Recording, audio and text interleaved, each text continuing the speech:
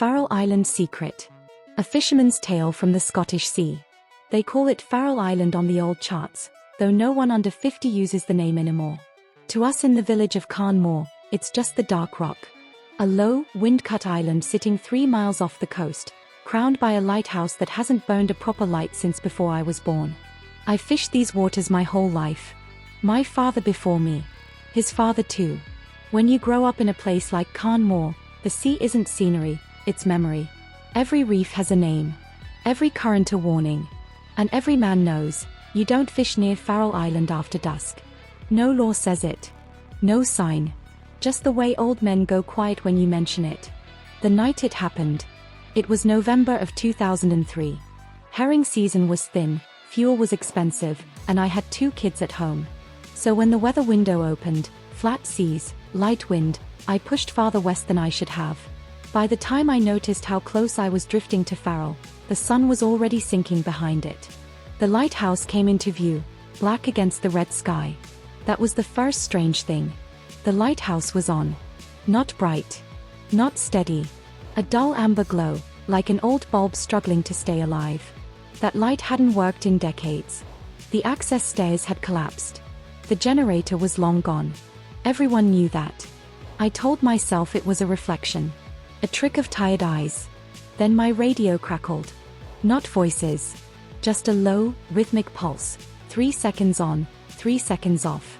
It matched the light. I cut the engine and let the boat drift.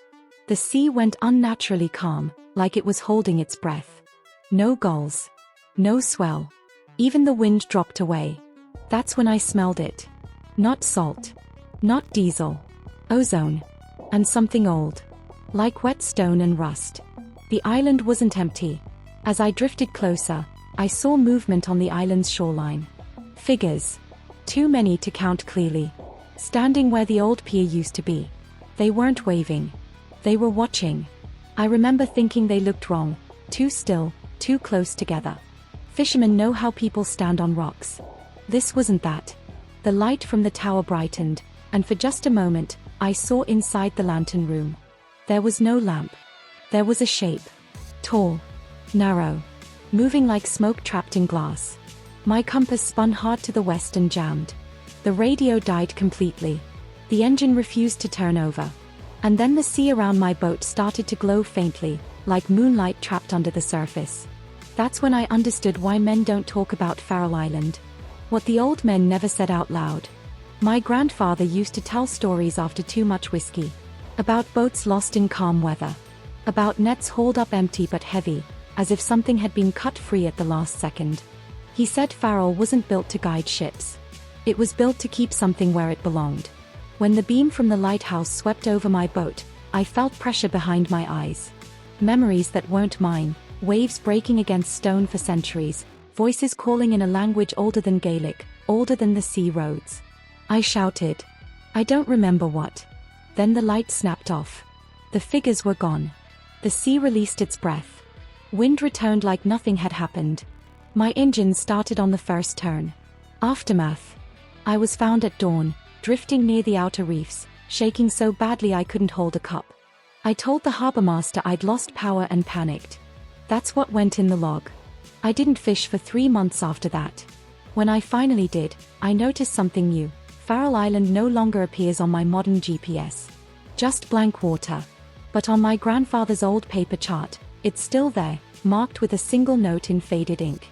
Light not for navigation. Some nights, when the weather is wrong and the sea goes quiet, you can still see a dull glow out there. And if you're smart, you turn your boat away and thank whatever's listening that the light is still holding. Out here, the sea remembers everything. This channel is a place for real fishermen's tales, forgotten island secrets, and maritime stories that were never meant to be written down. These are the kinds of stories told quietly, at the end of a long day, over a warm drink, when the wind is loud enough to cover your voice. We explore true-style sea survival stories, isolated villages and islands with dark histories, lighthouse legends, lost boats, and nights that changed men forever. Encounters that logs were altered to forget. If you've ever felt the ocean go silent, if you've ever known a place you're not meant to linger, if you believe some truths only survive because someone remembers them, then you belong here. Subscribe not for answers, but for the stories that refuse to disappear.